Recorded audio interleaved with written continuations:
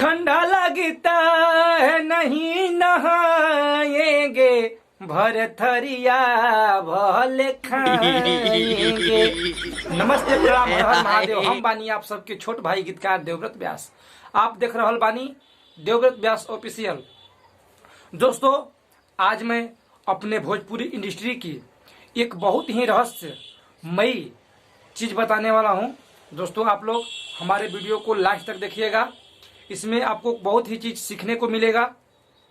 अगर आप हमारे चैनल पर नए हैं तो प्लीज चैनल को सब्सक्राइब, लाइक, कमेंट जरूर कर दीजिएगा, ताकि मैं अगर अगला वीडियो अपलोड करूं तो सबसे पहले नोटिफिकेशन आपको मिल सके। तो चलिए वीडियो को शुरू करते हैं। वीडियो को लास्ट तक देखिएगा प्लीज। तो भैया लोग, हम ढेर दिन से देखत तानी कि हमारा भोजपुरी इंडस्ट्री में विवाद चला था। वो कैसन कैसन विवाद चला था भैया? जातिवाद के लेके, अपना भोजपुरी के सुधारे खातिर के। तो भैया लोग, ये वीडियो में जितना लोग गावे वाला बा और जितना लोग लिखे वाला बा, काहे से कि हमहू एगो लेखके बानी भैया, और जितना लोग सुने वाला बा ये वीडियो में सब लोग धोवाई, ये ना बची। ऐसे वीडियो के आप लोग लास्ट तक देखा जा। तो भैया लोग, अब रउए लोग हमके बताइब जा कि का भोजपुरी में खाली कलाकारे लोग दोषी बा? का भोजपुरी में खाली लेखके लोग दोषी बा कि और केहू दोषी बा?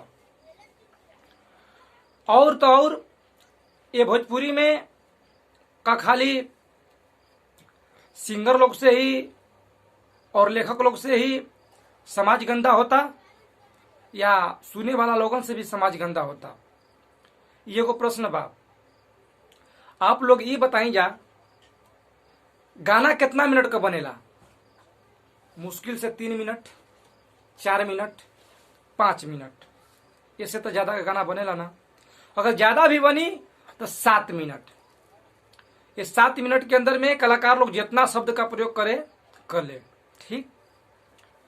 लेकिन आप लोग ये बताई जा, अब भोजपुरी के सुने वाला कितना लोग बा? तो लगभग 40 करोड़ लोग। भैया लोग, गाना 3 मिनट के बाद गाना बन गई, और गाना आयल कहां से? तो भैया, गाना कोनो विदेश ले ना मंगावल जाला, गाना अपने ही यहां से आवेला। और गाना लिखाला कैसे? तो एगो लेखक के नाते आप लोगन के बतावल चाहतानी कि गाना कहीं विदेश ले ना आवे, गाना समाज के देख के आवेला। तो भैया लोग, हमको ये बताई जा कि जीवन समाज में चली, जीवन समाज में बुराई उत्पन्न हुई, लेखक लोग वही के देख के लिखी हैं। बाहर से लेखक कबो गाना नहीं लिखे। तो भैया लोग, हम आप लोगों से पूछल चाहतानी कि ज्यादातर गाना कहां से आवेला? तो ज्यादातर गाना फैशन से उठेला। आप लोग बताई जा कि सब लोग कहेला कि भिखारी ठाकुर जैसन गाना चाहिए, सब लोग कहेला कि भरत शर्मा जैसन गाना चाहिए, सब लोग कहेला कि बहुत बड़ बड़ मोहम्मद रफी जैसन गाना चाहिए। तो भैया लोग, हमके ये बताई जा कि जब मोहम्मद रफी जब का जमाना जब चलत रहे, जब भिखारी ठाकुर के जमाना चलत रहे, तो कवन मेहरारू आधा आधा कपड़ा पहन के भैया घूमत रह? तनी हमके एक जवाब दे जा। भिखारी ठाकुर के जमाना में कवन मेहरारू आपन पल्लू अपना सर से नीचे गिरा के झोटा उघार के देखावत रोड पे चले? अगर आप लोग अगर वो जमाने का होगा तो जरूर बताई जा। और दिन पर दिन संसार परिवर्तन हो रहा बा, तब आप लोग बताई जा कि इतना बड़ बड़ फैशन आ गई, तो गनवा कहाँ ले आई?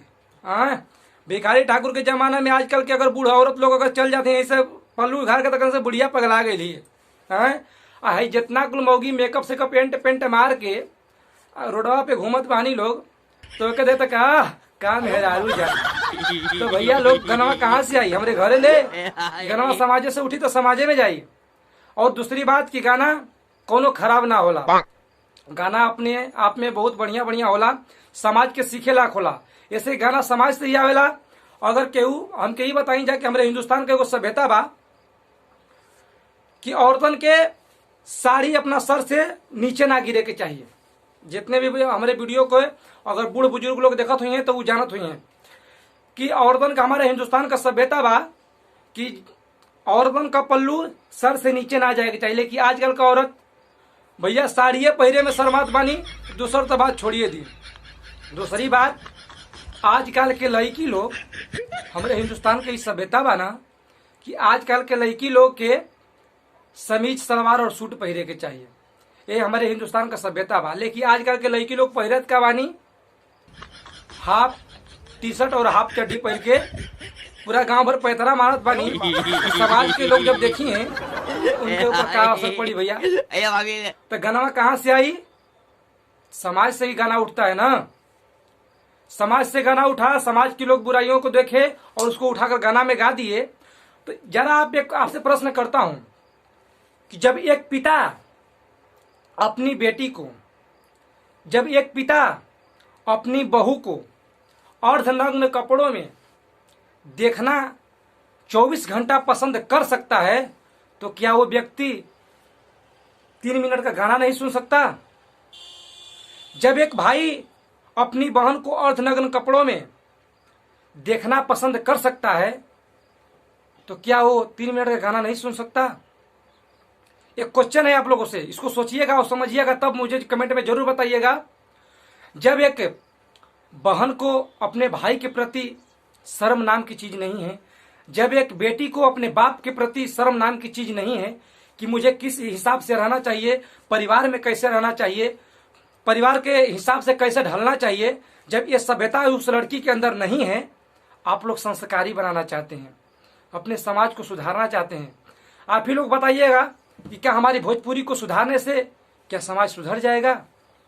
क्या हमारे देश में हो रही अत्याचार बंद हो जाएंगे? क्या हमारे देश में इतनी बुराइयां हो रही है, इतनी इज्जत लूटी जा रही है, इतनी समाज में गंदगी फैलती जा रही है, क्या ये बंद हो जाएगी? नहीं, ये बंद नहीं होगी। गीत संगीत के साथ साथ हमारे भोजपुरी में फैशन पे भी रोक लगना चाहिए, क्योंकि हमारी भोजपुरी इंडस्ट्री सिर्फ भाषा से ही नहीं बल्कि उस फैशन से भी समेटी जा रही है, जिससे हमारे समाज में गंदा असर पड़ रहा है, सब लोग बिगड़ रहे हैं। अगर हमारे वीडियो से आप लोग सहमत होंगे तो कृपया करके इस वीडियो को ज़्यादा से ज़्यादा शेयर करेंगे और लाइक कमेंट चैनल को सब्सक्राइब जरूर करेंगे।